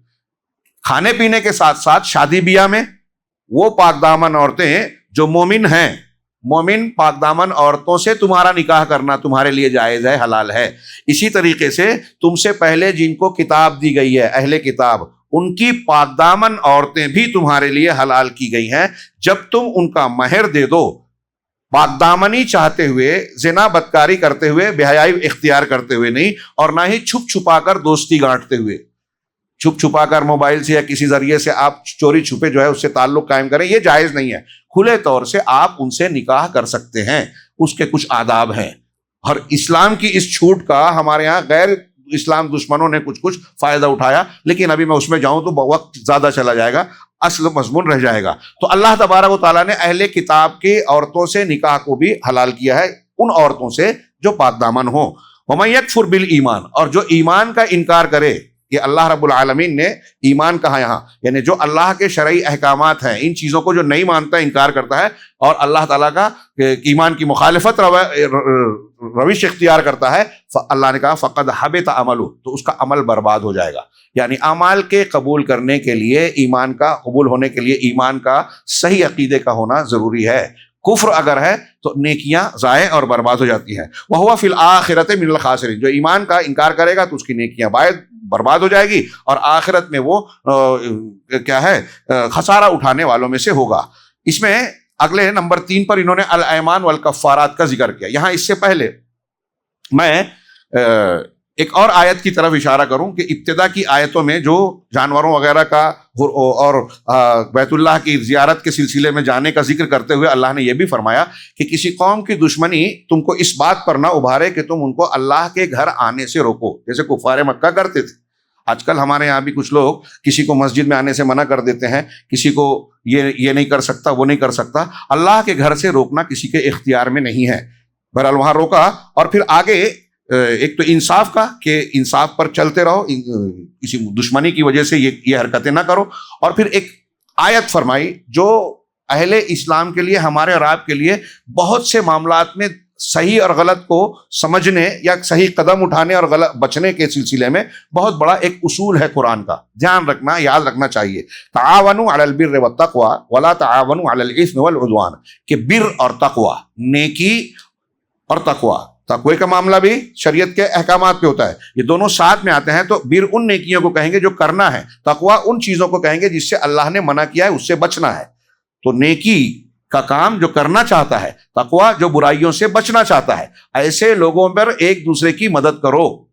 یعنی اگر کوئی انسان نیکی کرنا چاہ رہا ہے، ہاں، مسجد بنا رہا ہے، دعوت و تبلیغ کا کام کر رہا ہے، سنت کو فروغ دینا چاہتا ہے، کسی کو اچھا انسان بنانا چاہتا ہے، سدھارنا چاہتا ہے، اس کو خرچ کی ضرورت پڑ رہی ہے، کوئی بھی ایسا نیک کام ہے، نیکی کوئی کرنا چاہے تو اس کی مدد کرو، اس میں معاون و مددگار۔ وَلَا تَعَاوَنُوا عَلَى الْإِثْمِ وَالْعُدْوَانِ، اور گناہ سے کوئی بچنا چاہتا ہے اس میں بھی مدد۔ ایک آدمی سود، اس کو ضرورت ہے کہ گھر میں آپریشن ہے، اب آپ اگر قرض دے دیں گے تو وہ آپ کے پیسے سے آپریشن کر لے گا، لیکن آپ نہیں دیں گے، کوئی نہیں دے گا تو اس کو بینک سے لینا پڑے گا، سودی بیاج لینا، سودی قرضہ لینا پڑے گا۔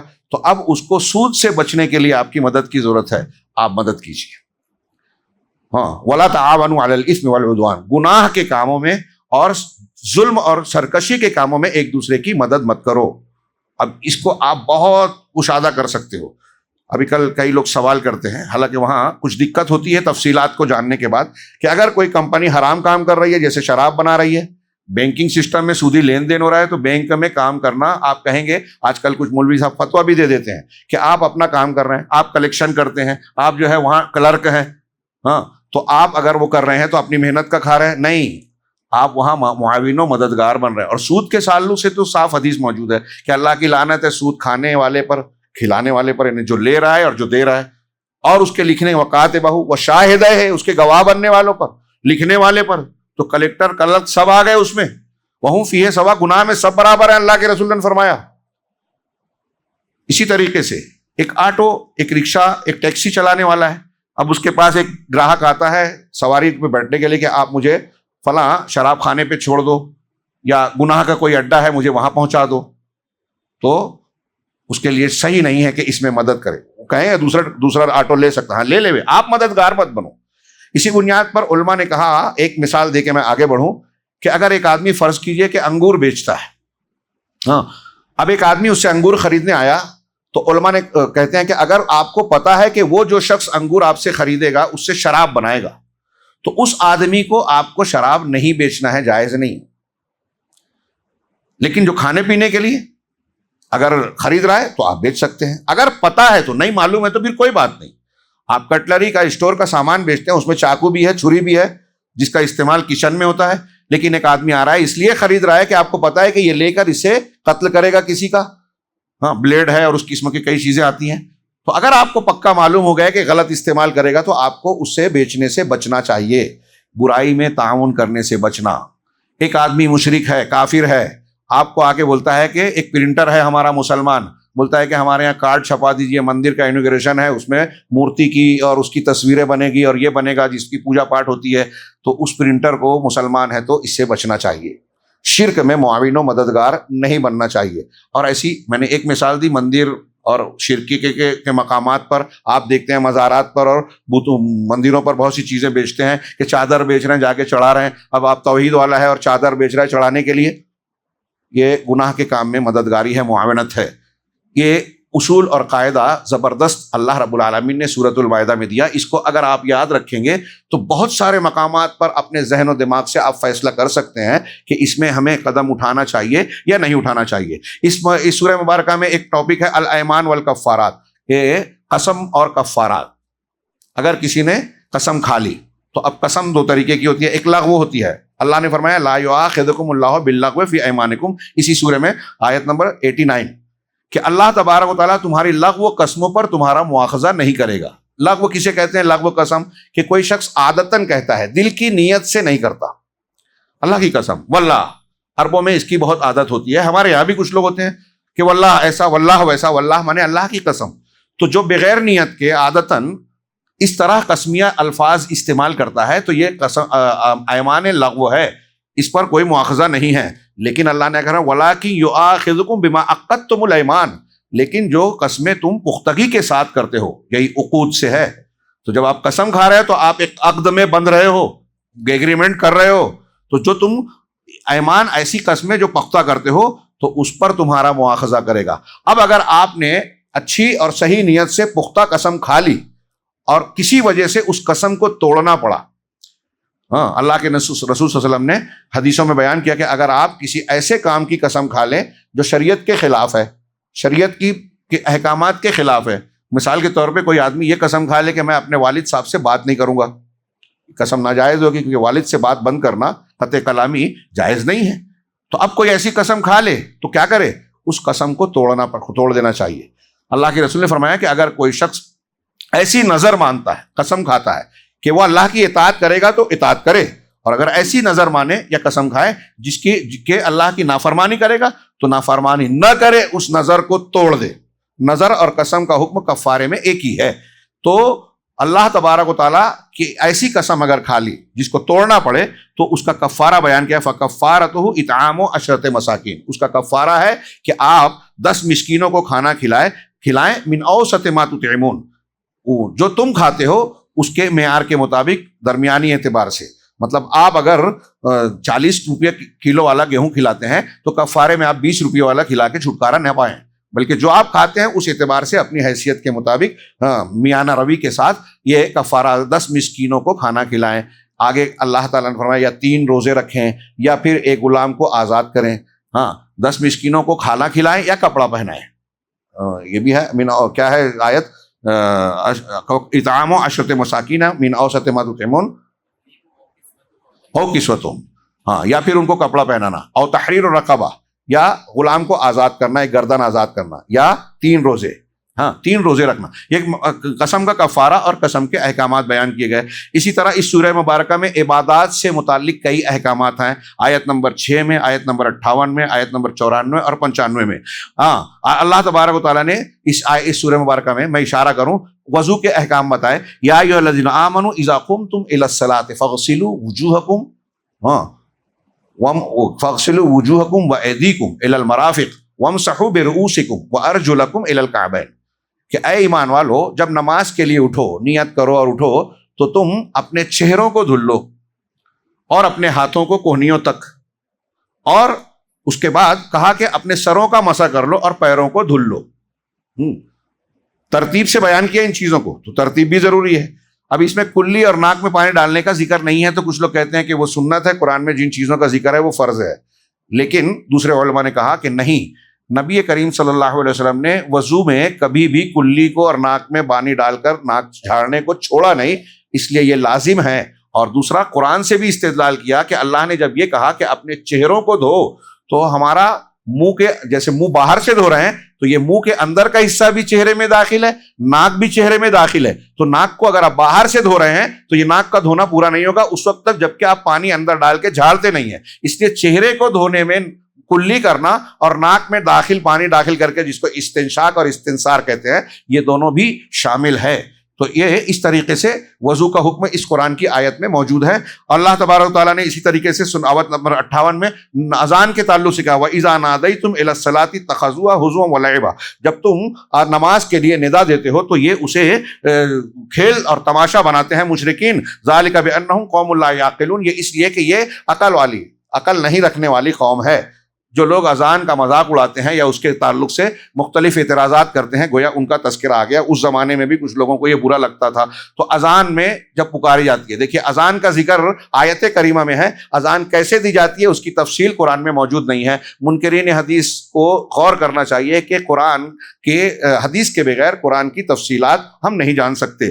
اسی طریقے سے آیت نمبر 94 میں اللہ تعالیٰ نے فرمایا کہ یا ایھا الذین آمنوا لیبلونکم اللہ بشیء من الصید، اللہ تم کو ایمان والو کچھ شکار کے ذریعے سے آزمائے گا۔ اور پھر شکار کے احکامات بیان کیے اور یہ کہا کہ جو احرام کی حالت میں ہے اس کے لیے حالت احرام میں شکار منع ہے، لیکن احرام کی حالت میں بھی حاجیوں اور عمرہ کرنے والوں کے لیے بھی سمندر کا شکار حلال کیا گیا ہے۔ احل لکم صید البحر، سمندری شکار۔ یہ دیکھیے شریعت نے فطرت کا کتنا لحاظ کیا ہے، اس لیے کہ جب آدمی خشکی پر سفر کرتا ہے تو کھانے پینے کی چیزیں ساری آرام سے مل سکتی ہیں، لیکن سمندری سفر میں اگر سفر طویل ہو جائے تو پینے کا میٹھا پانی بچانا مشکل ہوتا ہے، اور اسی طریقے سے کھانے کا اسٹاک بھی کم پڑ سکتا ہے۔ اس لیے حالت احرام میں بھی اگر سمندری سفر، پانی کا سفر کوئی کر کے جا رہا ہے تو اسے راستے میں سمندر کے شکار، مچھلی وغیرہ کو شکار کر کے کھانا حلال قرار دیا گیا ہے۔ اسی طریقے سے اس میں الحکم والقضاء والشہادات، اس کی متعدد آیات میں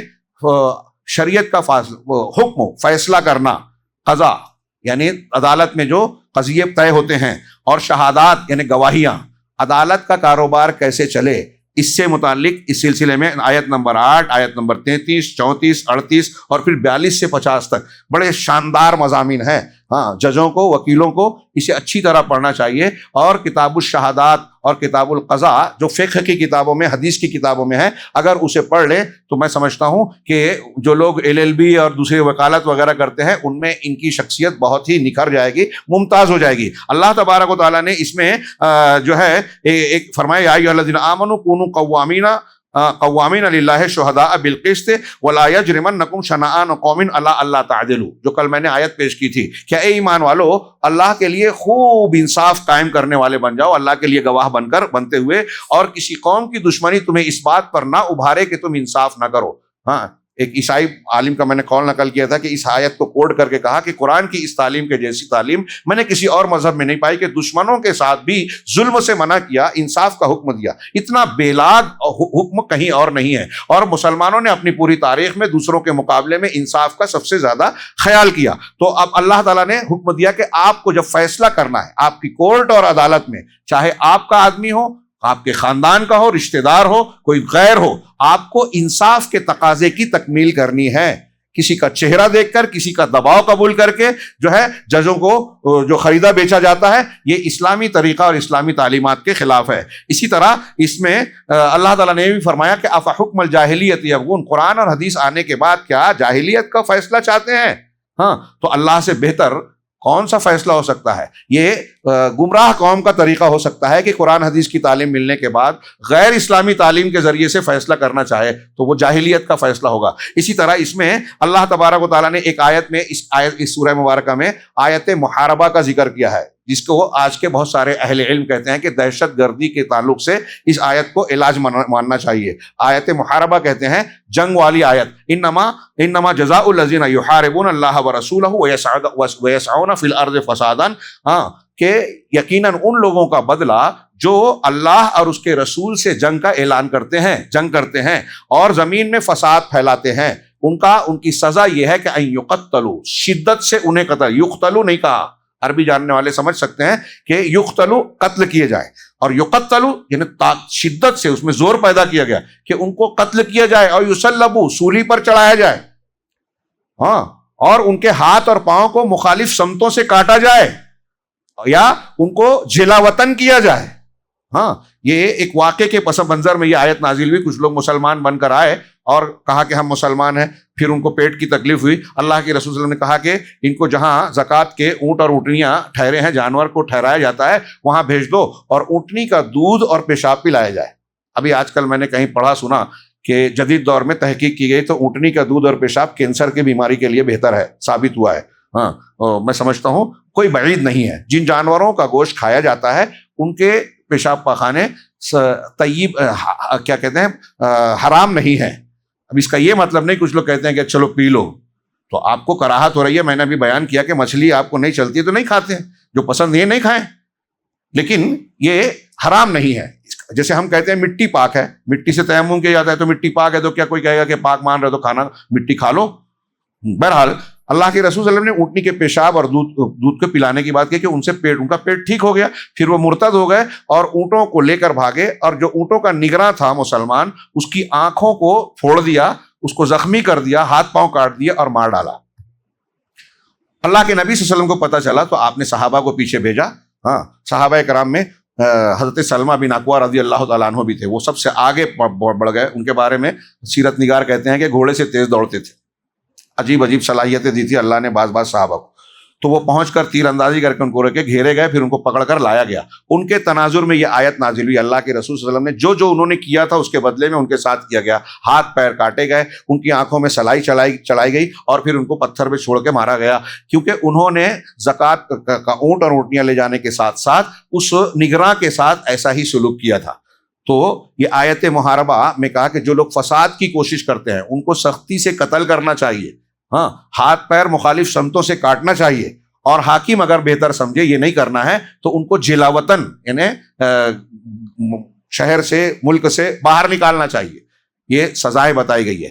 الا یہ کہ گرفتاری سے پہلے وہ توبہ کر کے اپنے آپ کو قانون کے حوالے کر دیں تو پھر وہ معاف کیے جا سکتے ہیں, ورنہ معاف نہیں کیا جائے گا.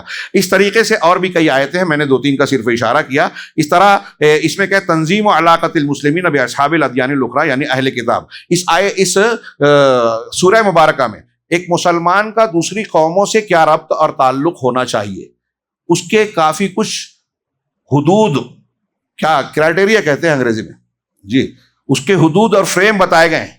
رواداری, ہمارے ہاں جب رواداری کا مظاہرہ اور یکجہتی کا مظاہرہ کچھ لوگ کرنے لگتے ہیں تو پھر شرک میں بھی مبتلا ہو گئے کہ بھائی ہندوؤں سے رواداری ہے تو ان کے بت میں جا کے پوجا کر رہے ہیں. یہ آپ اپنی حد سے آگے بڑھ گئے, یہ رواداری نہیں ہے, یہ تنازل ہے. آپ اپنے مذہب سے پیچھے ہٹ رہے ہیں, پھر آپ ہندو بن جائیے.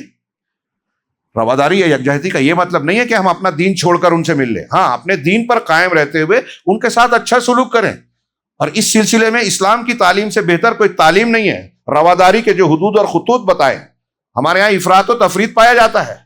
میری اس بات کو سن کے کچھ لوگوں کو عجیب سا لگے گا جو خاص طور سے سیکولرزم اور سیاسی دنیا میں رہتے ہوئے اس قسم کی باتیں کرتے ہیں یکجہتی کی. تو بہرحال اللہ تبارک و تعالیٰ نے اصول ضابطے بتائے ہیں کہ ہمیں کیسے تعلقات رکھنا ہے, کن کو دوست بنانا ہے, تعلقات کی حد کیا ہوگی. چنانچہ ایک آیت میں کہا کہ یا ایھا الذین الیوم احل لکم الطیبات, وہ جو آیت پڑھ چکے ہم لوگ کہ شادی بیاہ بھی کر سکتے ہیں, اہل کتاب کا کھانا کھا سکتے ہیں, ان کو کھانا کھلا سکتے ہیں, ہاں ان کو اپنا گوشت کھلا سکتے ہیں, ان کا ذبیحہ ہم کھا سکتے ہیں, جائز ہے. اسی طریقے سے ایک آیت میں کہ اے ایمان والو لا تتخذوا الیہود والنصارى اولیاء, یہود اور نصارہ کو اولیاء نہ بناؤ.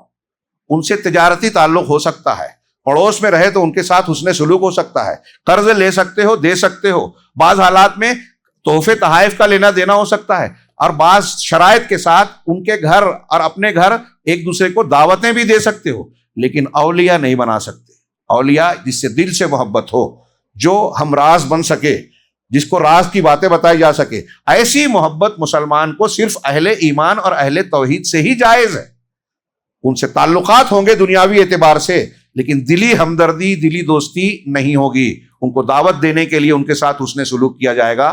تجارتی تعلقات کی بنیاد پر ان سے روابط ہو سکتے ہیں, جائز ہے. اللہ کے رسول صلی اللہ علیہ وسلم نے تو جب انتقال ہوا تو آپ کی جو زیرہ تھی ایک یہودی کے گھر رہن رکھی تھی, اس سے آپ نے کچھ گیہوں یا کچھ غلہ وغیرہ لیا تھا, اس کے بدلے میں رہن رکھی ہوئی تھی یہودی کے گھر پہ. مطلب لین دین تعلقات ممکن ہے, ہو سکتے ہیں. مارکیٹ میں ان کے پروڈکٹس کو ہم خرید سکتے ہیں, ہم اپنا پروڈکٹس ان کو بیچ سکتے ہیں, ان کے ساتھ پارٹنرشپ وغیرہ میں تجارت لین دین کر سکتے ہیں, لیکن ان کے ساتھ ولایت دینیہ دلی محبت والی دوستی یا تعلق نہیں قائم کر سکتے. یہ آیت اور اس کے اللہ تعالیٰ نے اس کے آگے کتنی سخت بات کہی ہے کہ بعدہم من بعد کیا ہے, اور اس کے بعد اللہ نے کہا وَمَن يَتَوَلَّهُم مِّنكُمْ فَإِنَّهُ مِنْهُمْ, تم میں سے جو ان سے دوستی اور ولایت گانٹے گا تو وہ انہی میں سے ہو جائے گا. چھوٹی بات نہیں ہے.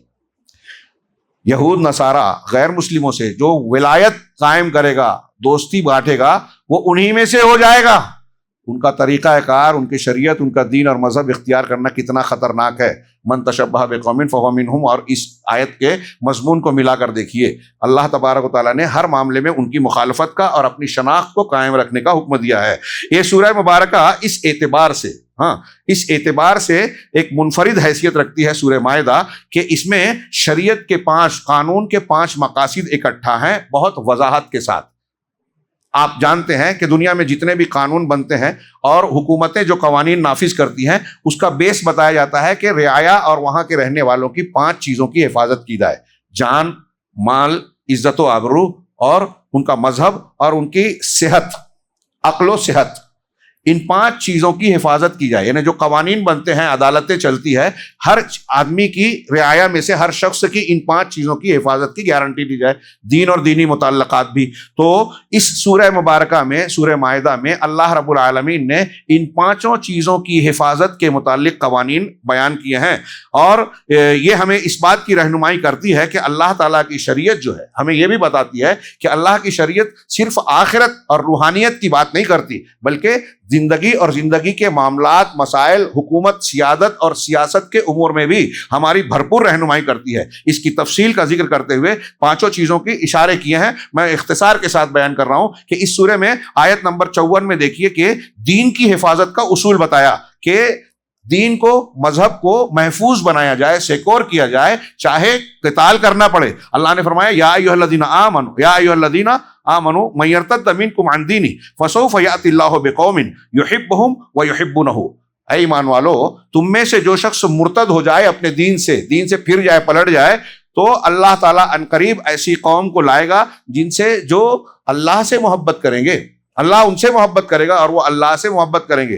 مومنین پر نرم ہوں گے اور مشرکین پر سخت ہوں گے, اور اللہ کے دین کے سلسلے میں کسی ملامت کرنے والے کی ملامت کی پرواہ نہیں کریں گے کہ لوگ کہہ رہے ہیں تو میں دین سے پھر جاؤں, ہٹ جاؤں. آج کل بہت سے لوگ بولتے ہیں نا لوگ کیا کہیں گے اس لیے دین کو نہیں کہتے. لومت لائم, ملامت کرنے والے کی ملامت کی پرواہ نہیں کریں گے, اللہ کی سب سے زیادہ محبت کریں گے اور اللہ کے دین کا لحاظ کریں گے. تو اس آیت اور اس سے متعلقہ امور میں گویا آدمی کو کہ دین کی حفاظت کی تفصیل بیان کی گئی ہے. میں نے صرف اشارہ کیا ہے. اسی طرح دوسرا حفظ نفس, جان کی حفاظت. آیت نمبر 32 میں اللہ تبارک و تعالیٰ نے فرمایا من اجل ذالک کتبنا علی بنی اسرائیل انہ من قتل نفسا بغیر نفس او فساد فی الارض فکأنما قتل الناس جميعا. یہ وہ آیت ہے جس کی تعریف ہمارے غیر مسلم حضرات جو مسلمانوں کے مخالف ہیں وہ بھی کرتے ہیں, بہت سارے لوگ, کہ اسی وجہ سے حابیل قابیل کا, آدم علیہ السلام کے 2 بیٹوں کا قرآن میں نام نہیں ہے. ہم روایتوں میں جانتے ہیں کہ حابیل قابیل کا واقعہ نقل کیا. قابیل نے حابیل کو قتل کیا, اس کی قربانی قبول نہیں ہوئی. کس تفصیل سے اس کو چھوڑتا ہوں. تو اس کے بعد جو ہے اللہ تعالیٰ نے اس کے واقعے کے بعد آگے کوے کا ذکر آ رہا ہے, دفن کیسے کیا جائے یہ رہنمائی کی, اور پھر وہ قتل کا مجرم بنا.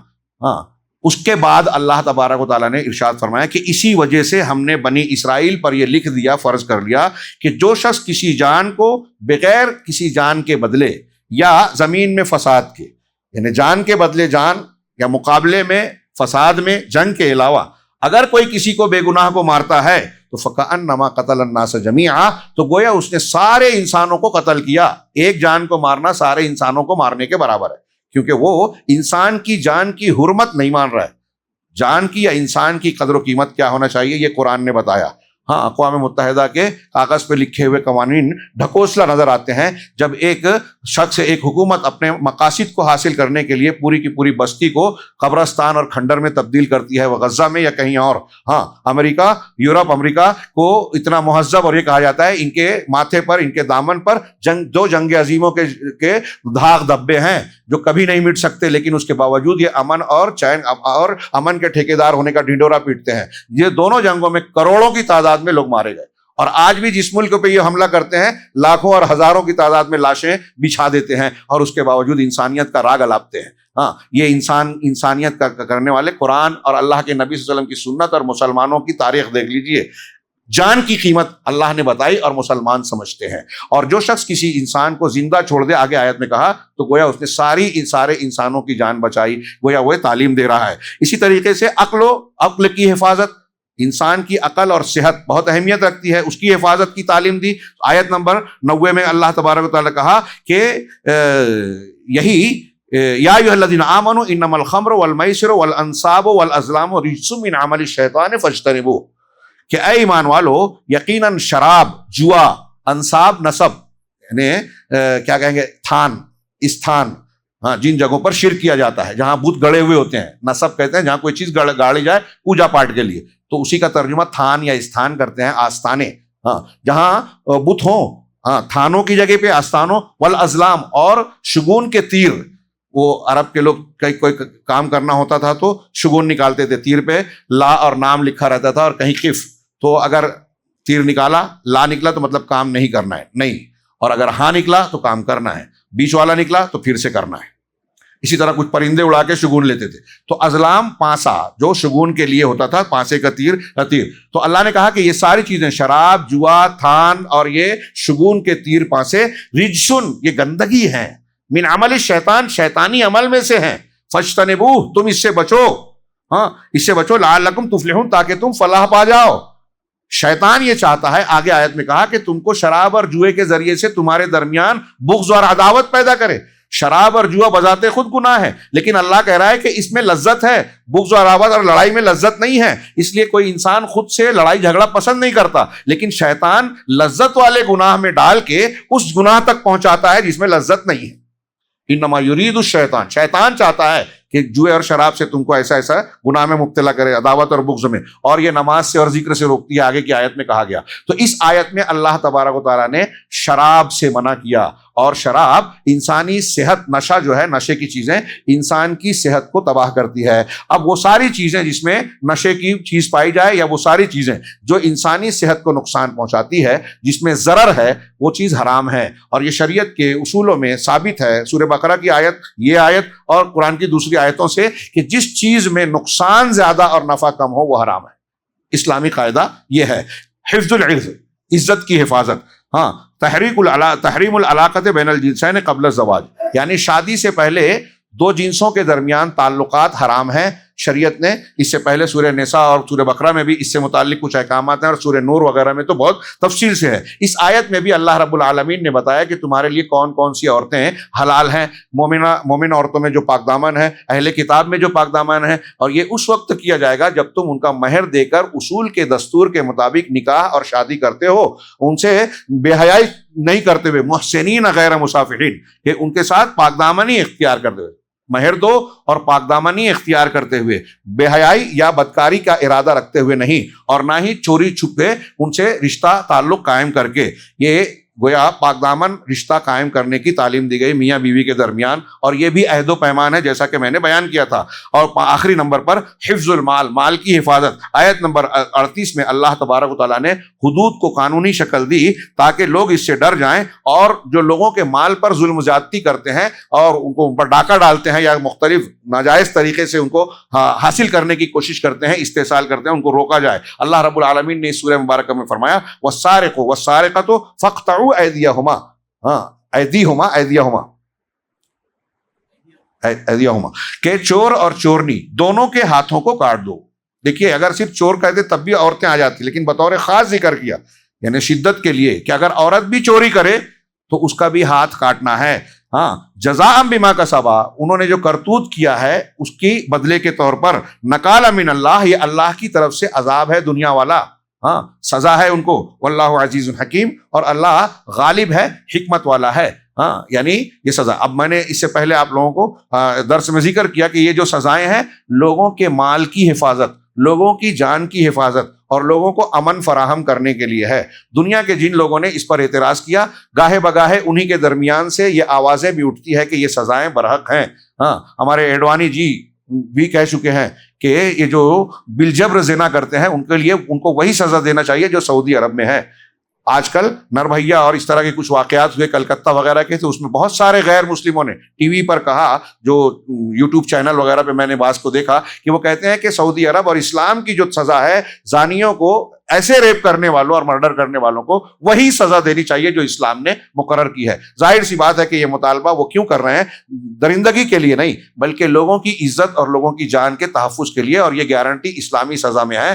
دنیا کے آج جو اختیار کیے ہوئے قوانین ہیں اس میں لوگوں کی جان مال عزت و آبرو محفوظ نہیں ہے۔ جمہوریت، سیکولرزم، کیپٹلزم، فلاں ازم اور فلاں ازم کے خوب قصیدے پڑے جاتے ہیں ریڈیو پہ، ٹی وی پہ اور میڈیا پہ، لیکن آپ دیکھ رہے ہیں کہ دنیا کے موجودہ حکومتوں اور قوانین کے سائے میں لوگوں کی جان مال عزت و آبرو محفوظ نہیں ہے۔ یوم خواتین، یوم اطفال اور یوم فلاں منایا جاتا ہے، لیکن ہر روز دنیا کے مختلف ملکوں میں منٹ منٹ پر لوگوں کا، عورتوں کا اغوا ہوتا ہے، زنا ہوتا ہے، ریپ ہوتی ہے، مرڈر ہوتے ہیں۔ آپ دیکھیں رپورٹ میں جا کے، گوگل پہ جا کے کہ کس ملک میں ایک ایک منٹ پر کتنے قتل ہوتے ہیں، کتنے زنا ہوتے ہیں، کتنے اغوا ہوتے ہیں، کتنی چوریاں ہوتی ہیں، کتنی ڈکیتیاں ہوتی ہیں۔ تو آپ حیرت زدہ ہو جائیں گے کہ ان سب کے باوجود یہ دنیا مہذب دنیا کیسے کہلا سکتی ہے۔ مہذب دنیا بننا ہے تو اسلامی قوانین کو اختیار کرنا ہوگا۔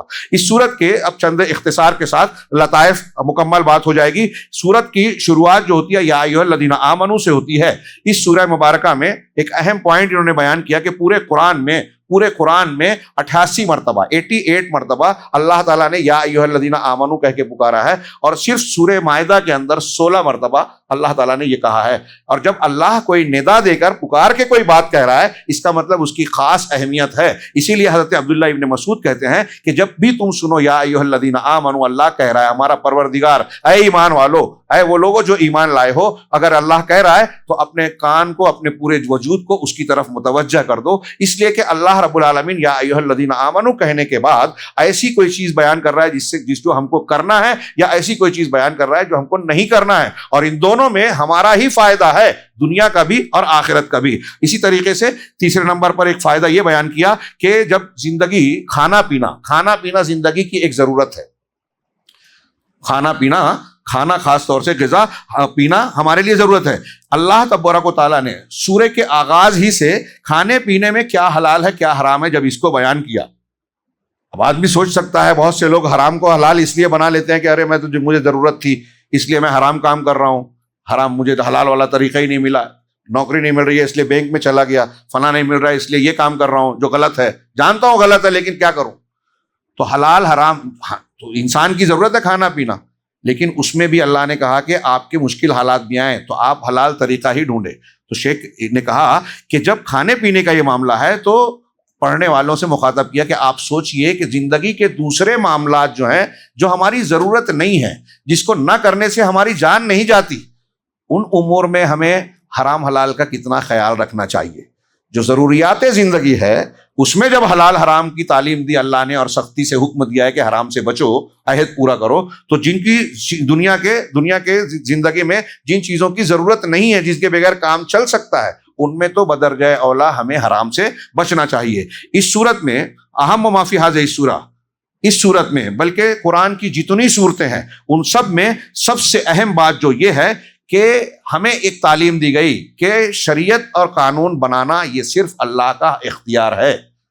دین، شریعت، حلال حرام یہ صرف اللہ کا حق ہے، کسی انسان کو اس میں حق نہیں ہے۔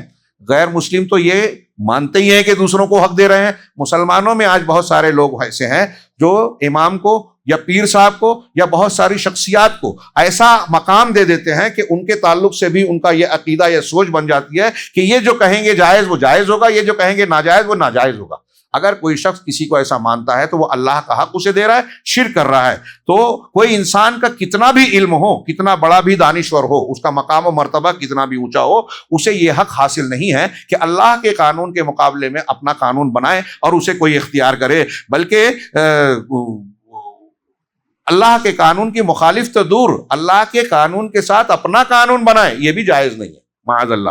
ہاں، اسی طریقے سے اب آخری میں ایک بہت پیاری بات کہی کہ ہم جب شروع سے دیکھ رہے ہیں سورہ بقرہ، پھر سورہ آل عمران، پھر سورہ نساء اور اب سورہ مائدہ، ان تینوں میں ترتیب بتاتے ہوئے کہا کہ سورہ بقرہ میں اہل کتاب کی خطاؤں کو بیان کیا گیا ہے، ان کے اس بات کی دعوت دیتے ہوئے بنی اسرائیل کو، یہودیوں کو بطور خاص، اس بات کی دعوت دیتے ہوئے کہ مسلمانوں کو ان سے اپنی الگ شان اور شناخت بنانی چاہیے، ان میں گھلنا ملنا نہیں ہے، اپنی الگ پہچان ہو، ان کے شعائر اختیار نہیں کرنا ہے۔ یہ یہودیوں سے متعلق سورہ آل عمران میں مناقشہ ہے اہل کتاب سے، اور لطف و کرم کے ساتھ علمی انداز میں، مہذب انداز میں ان سے بات چیت کر کے ان کے باطل کو باطل بتانا اور حق کا اس بات کرنا ہے، اور ان کی گمراہیوں کو بیان کر کے ان سے مسلمانوں کو بچنے کی تلقین کی گئی ہے، اور ان کے اور ہمارے درمیان مشترکہ نکات کو بیان کیا گیا ہے۔ یہ سورہ آل عمران میں۔ سورہ نساء میں اہل کتاب کے غلو اور ان کے عقیدے میں باہمی اختلاف پر نقد کیا گیا ہے، اور ان کی گمراہیوں کی طرف اشارہ کرتے ہوئے مسلمانوں کو راہ حق کی تعلیم دی گئی ہے کہ آپ کو اللہ کی کتاب اور رسول کی سنت کو سامنے رکھتے ہوئے انصاف اور رحمت کو اپنے ہاتھوں سے چھوڑنا نہیں چاہیے۔ اور سورہ مائدہ، یہ جو سورہ ہم نے پڑھی، اس میں کہہ رہے ہیں کہ حق کے اظہار کے سلسلے میں شدید مواجہہ، ہاں، اللہ تبارک و تعالیٰ نے فرمایا لقد کفر الذین قالوا ان اللہ هو المسیح ابن مریم، یعنی شدت سے باطل کا رد ہونا چاہیے اس کے مقام پر، کہ اللہ نے کھل کر کہا کہ ان لوگوں نے کفر کیا، وہ کافر ہیں جو یہ کہتے ہیں کہ اللہ وہی مسیح ابن مریم ہے۔ کوئی اگر مسیح ابن مریم کو اللہ کا بیٹا کہہ رہا ہے تو یہ کفر ہے، کوئی اگر اللہ کے رسول صلی اللہ علیہ وسلم کو اللہ کہہ رہا ہے تو وہ کفر کیسے نہیں ہوا؟ ہاں، کوئی اگر اللہ کے رسول صلی اللہ علیہ وسلم کو اللہ کے برابر کر رہا ہے، اولیاء اور صالحین کو کر رہا ہے، تو وہ شرک اور کفر کیسے نہیں ہوا؟ اسے کھل کے رد کرنا ضروری ہے لوگوں کی ہدایت کے لیے، حجت پوری کرنے کے لیے۔ ابن عقیل کہتے ہیں، آگے ایک آیت ہے اس قرآن سورہ مائدہ میں کہ فَبِمَا نَقْضِهِمْ مِيثَاقَهُمْ لَعَنَّاهُمْ وَجَعَلْنَا قُلُوبَهُمْ قَاسِيَةً، کہ یہ جو اہل کتاب ہیں، ان کے عہد و پیمان کے توڑنے کی وجہ سے ہم نے ان پر لعنت کی۔ اہل کتاب نے عہد و پیمان توڑا، عقد کو توڑا، اوفوا بالعقود، دھیان دیجئے شروع میں، عقد کو توڑا، عہد و پیمان توڑا، تو ہم نے ان پر لعنت کی اور ان کے دلوں کو سخت بنا دیا۔ وَجَعَلْنَا قُلُوبَهُمْ قَاسِيَةً، میں نے شاید خطبے میں درس میں کہیں ذکر کیا تھا کہ دل کی بیماریوں میں سب سے بڑی بیماری ہے قساوت قلبی، کہ ہمارا دل اتنا سخت ہو جائے، علامہ ابن قیم کہتے ہیں کہ سب سے بڑی بیماری ہے دل اتنا سخت ہو جائے کہ واعظ نصیحت جنت جہنم کی باتیں سنیں اور ہم پر اثر نہ ہو، ایک کان سے سن کے اڑا دے میں دوسرے کان۔ تو اس میں جو آیت کا سیاق ہے، علامہ ابن رجب کے حوالے سے ابن عقیل کہتے ہیں کہ جو شخص اپنے دل میں سختی محسوس کرتا ہے، بے رحمی ہے، سختی ہے، آپ تقریر سنتے ہیں، جنت جہنم سنتے ہیں، اثر نہیں ہوتا ہے، تو سمجھ لیجئے کہ ہمارے دل میں بھی سختی ہے۔ آپ کو اور ہم کو اگر ایسا محسوس ہوتا ہے تو آپ کو غور کرنا چاہیے، ہمیں غور کرنا چاہیے کہ ہم کون سا عہد توڑ رہے ہیں، کیونکہ قرآن کی اس آیت سے پتہ چلتا ہے کہ عہد شکنی کی وجہ سے دل سخت ہوتا ہے اور اللہ کی لعنت آتی ہے، اللہ تعالیٰ دل کو کڑا بنا دیتا ہے، نصیحتیں اثر نہیں کرتی۔ آخری بات جو انہوں نے اس سورہ مبارکہ کے لطائف میں سے کہی کہ اللہ تعالیٰ نے فرمایا ہے حابیل قابیل کے واقعے میں جب اس نے اپنے بھائی کو قتل کر دیا تو سمجھ میں نہیں آ رہا تھا کہ لاش کو کیسے ٹھکانے لگائے، کیا کرے، تو فبعث اللہ غرابا یبحث فی الارض، اللہ نے ایک کوہ بھیجا جو زمین میں جستجو کر رہا تھا، کھود کرید کر رہا تھا، اور پھر اس نے زمین کو کھود کر اپنے ایک دوسرے کوے کی لاش کو اس میں دفن کیا۔ یہ دیکھ کر اسے یہ سمجھ میں آیا کہ مجھے بھی اپنے بھائی کی لاش کو دفن کرنا چاہیے۔ اس آیت میں کوے کو بھیجنے کے سلسلے میں اللہ کی حکمت پر غور کرو۔ فاسم الغراب، اللہ تعالیٰ دوسروں کو بھی بھیج سکتا تھا نا، چیل کو بھیج سکتا تھا یا کوئی اور پرندے کو، جانور کو، یا کچھ اور شکل، لیکن کوے کو بھیجا، اور یہ لفظ غراب ہے۔ کہہ رہے ہیں کہ یہ یوحی بغربت القاتل من اخیہ، یعنی قاتل بھائی جو تھا، اس نے بھائی کو جب قتل کیا تو قتل کرنے کی وجہ سے اس نے گویا اپنے آپ کو بھائی کی بجائے اجنبی بنا لیا۔ اور غراب میں غربت کا لفظ، یہ غربت کا معنی لفظ آ رہا ہے، اور غربت کے معنی اجنبیت کے ہوتے ہیں، تو گویا اس میں اس کی ایک مناسبت بھی ہے۔ اسی طرح وہ اللہ کی رحمت سے بھی اجنبی ہو گیا، جب اس نے بھائی کا قتل کر دیا، ناحق قتل کیا، تو اللہ کے رسول نے فرمایا کہ قتل کی سنت اس نے شروع کی تھی، اب قیامت تک جتنا قتل ہوگا اس کا گناہ بھی اس کے نامہ اعمال میں جائے گا۔ اسی طرح اس نے اپنے گھر والوں سے بھی غربت اور اجنبیت اختیار کی۔ دوسروں کا کہنا یہ ہے کہ غراب جو ہے، ہاں، کوا، یہ 5 فاسق جانوروں میں سے ہے، جن کے بارے میں نبی صلی اللہ علیہ وسلم نے حکم دیا ہے کہ یہ جانور اور پرندے اگر حلال جگہ پر بھی مل جائیں، حرم میں بھی مل جائیں، تو بھی ان کو مار ڈالنا ہے، جیسا کہ اس حدیث میں ہے جو بخاری شریف میں ہے کہ 5 جانور ایسے ہیں کہ ان کو مار دینا ہل کے ساتھ حرم میں بھی جائز ہے، بلکہ حکم دیا گیا ہے، جیسے کٹ کھانا کتا، الکلب العقور، کاٹنے والا کتا۔ اب اس میں وہ سارے درندے آ گئے جو انسان کو پھاڑ کھاتے ہیں، چیتا ہو، شیر ہو، بھیڑیا ہو، ہاں، اور ایسا کتا جو کاٹے ان کو حرم میں بھی مار دیا جائے گا۔ اسی طرح اس میں چیل ہے، سانپ بچھو ہے، اور کوا ہے تو اس میں اس کو مارنے کا حکم دیا گیا ہے. اور یہ قتل کرنا غراب جو ہے اس کو بھیجا, ہاں کیوں؟ اس لیے کہ وہ فواسق میں سے ہے, اور قابیل نے حابیل کا قتل کیا تھا, اور قتل سب سے بڑا فسق ہے. فسق کا معنی ہوتا ہے نافرمانی, تو گناہوں میں سب سے بڑا گناہ تھا. اور شرک کے بعد سب سے بڑا گناہ بعض اہل علم نے کہا کہ قتل کرنا ہی ہے ناحق مسلمان کا. اور حضرت نوح علیہ الصلوۃ والسلام سے پہلے حضرت آدم اور نوح کے بیچ میں قتل چوری ہی گناہ تھے, شرک نہیں پایا جاتا تھا. ہاں تو یہ سب سے بڑا فسق تھا, اسی لیے اس کا یہ فعل اس بات سے مناسبت رکھتا تھا کہ اس کے لیے کوا بھیجا جائے. یہاں ایک اور بھی اشارہ ملتا ہے کہ اللہ تبارک و تعالیٰ نے کچھ چیزیں تو انسان کے دل میں ڈالی سیکھنے سکھانے کے لیے, اور سیکھنے کے لیے ہماری ضروریات کو پورا کرنے کے لیے اللہ نے جانوروں اور کائنات میں بہت سارے ایسے اسباب فراہم کیے جسے دیکھ کر انسان اپنی ضروریات کو پورا کرنے کا راستہ پاتا ہے. دوا علاج میں, ترقیات میں, کسی کو دیکھ کسی جانور کو ڈیم بنانے کو دیکھ کر ڈیم بناتا ہے, کسی جانور کے کام کو دیکھ کر جو ہے وہ جو علاج معالجے میں سانپ کا زہر کیسے اثر کرتا ہے, تو لوگوں نے کہا کہ حکما نے دیکھا کہ نیولا جب سانپ سے لڑتا ہے اور کبھی سانپ اس کو ڈس لے تو وہ ایک خاص پودے کو کی پتی جا کے کھاتا ہے, گوما وغیرہ کہتے ہیں یو پی والے, تو اس کو تجربہ کیا گیا تو پتا چلا کہ گوما کی پتی یا پتی کا رس اگر پلا دیا جائے تو سانپ کے زہر کا اثر ختم ہو جاتا ہے. ہاں کسی نے دیکھا کہ ایک پرندہ, ایک حکیم نے دیکھا کہ پرندہ آیا دریا کے کنارے ٹوٹی کشتی پر بیٹھا, اپنی چونچ سے پانی لے کے اپنے مقد میں ڈالا اور کچھ ہی دیر میں اس کو پاخانہ ہوا. تو اس نے تجربہ کیا اور پتا چلا کہ اس طرح کرنے سے اگر کسی انسان کا پاخانہ رکا ہوا ہے تو وہ اینیما لینے سے, غالباً اینیما کہتے ہیں, لینے سے جو ہے پاخانہ باہر ہو جاتا ہے. صابن کا پانی آج کل میڈیکل پہ ملتا ہے. اس طرح بہت ساری چیزیں اللہ رب العالمین نے چونٹی سے, شہد کی مکھی سے, جانوروں سے اور بہت ساری چیزوں سے آج کے انسانوں کو سکھائی ہے. یہ بھی اللہ تعالیٰ کی ربوبیت کا ایک حصہ ہے. اللہ رب العالمین سے دعا ہے کہ وہ ہمیں اپنی نعمتوں کا شکر ادا کرنے کی, ان کی قدر کرنے کی توفیق عطا فرمائیں, اور سب سے بڑھ کر جو توحید اور قرآن کی نعمت اللہ نے دی ہے اس کی قدردانی اور اپنی طاقت کے مطابق اس کا حق ادا کرنے کی ہمیں توفیق دے اور اس کے ذریعے سے کامیابیوں سے نوازے. وآخر دعوانا ان الحمد للہ رب العالمین وصلی اللہ علی نبینا محمد.